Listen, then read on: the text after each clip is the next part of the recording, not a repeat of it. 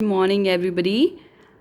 Today we will be doing the last part of our chapter 2 history, and the page number is 29, which you need to open. And we are going to study about the invasion of the Turks. That means the Turks invaded India. That's the main point over here. What do you mean by invasion? Invasion can be a very strong attack so that certain thing or certain place can be made yours. War karna, akraman karna, that's the invasion. So let's move further. The first thing which I would like to tell you is India saw series of invasion. India ने कोई एक invasion नहीं देखी है. Between 6th and 8th century CE, it saw many invasions by the Mongols, Arabs and Turks.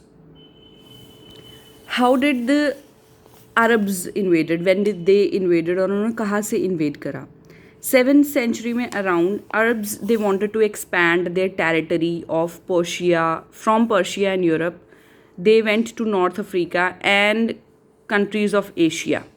Persia, do you know where Persia is?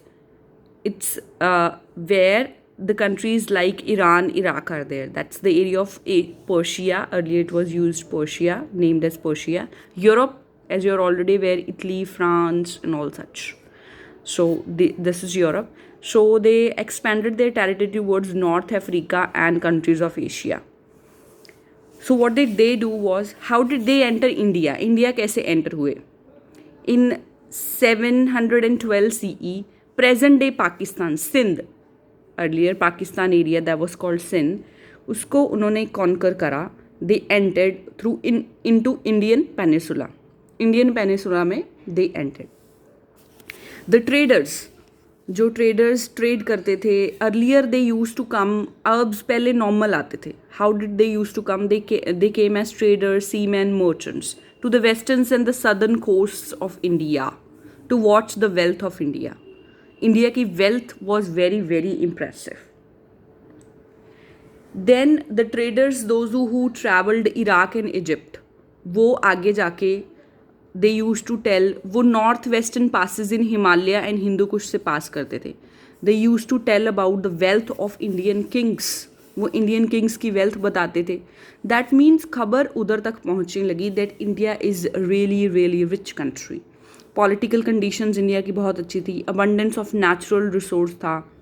अनफोमोस्ड people थे. That means unexplored people. अभी तक उनको अंडरस्टूड नहीं किया क्या, कैन नॉट बी मेजर्ड. अगर wealth की बात करें that can not be measured. If the people that means they were fully unexplored. अभी उनको और एक्सप्लोर किया जा सकता है. They could be understood. So that's how it impressed the invaders from the Turks, because India was a very wealthy country. As I told you, that it attracted the invaders from Central Asia, Afghanistan and Persia. This promoted the invaders to raid the land for its riches. That means उसके पैसे के लिए, and to finance their plans of expansion back out. उनको अपनी वापस जो धरती थी पर्शिया, यूरोप, वहाँ पे एक्सपेंशंस करनी थी. और उसके लिए उनको क्या करना था? इंडिया आना था. इंडिया को लूट के लेके जाना था. सो बहुत ही अच्छा एग्जाम्पल, और it is very well defined that this person actually looted India. So let's study about Mahmud of Ghazni. So let's study about this. Al-Biruni, he was a chronicler of Mahmud Ghazni, writes about India in a book. उसने India के बारे में एक book लिखी थी जिसमें he described India very well. If you could read these lines, the whole country of India is full of gold and jewels, and of the plants which grow there are those fit for making apparels, means clothes, and aromatic plants, and the sugar cane, and the whole aspect of the country is pleasant and delightful. That means obviously उसकी book में जैसे लिखा था तो attract तो होना ही था. Now what he did was, Al-Biruni, उसने जब किताब लिखी, lines हमने book में पढ़ी हैं अभी, he looted the immense wealth. उसने बहुत wealth मतलब ले ली इंडिया से. massacred people, he brutally killed, बहुत ही बुरी तरह से लोगों को मारा, जलाया, whatever. took people as slave, men and women को slaves की तरह ले गया वो वापस. उसका कभी भी प्लान नहीं था रूल करने का इंडिया पे. He wanted to plunder the wealth. बस सिर्फ वेल्थ लेके जाना चाहता था. That is what it is written book as well. He never wanted to rule India but only came to plunder the wealth. उसने बहुत वेल्थ लूटी and he went back. Then second was Muhammad Ghori. Now this person tried to rule also and he looted India as well. So let's study about the story of this person. This is his popular name. It's not his original name, not exactly the original name, or you can say it's a popular name. India remained calm for almost 150 years after the last person looted India. Then Turkish rule Ghazni के ऊपर जो था वो गौरी का आ गया. What is his full name? Muizuddin Mohammad bin Salam Ghor over Ghazni ने rule करना शुरू कर दिया. This place is near Ghazni. जहाँ पे वो प्लेस थी उसके नियर थी.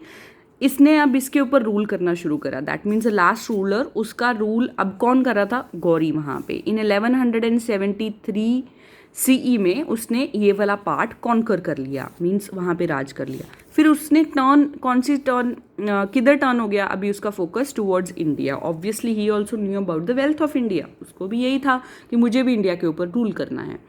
ही ट्राइड इन्वेडिंग गुजरात के ऊपर अटैक करा लेकिन he failed. Few unsuccessful attempt रहे उसके.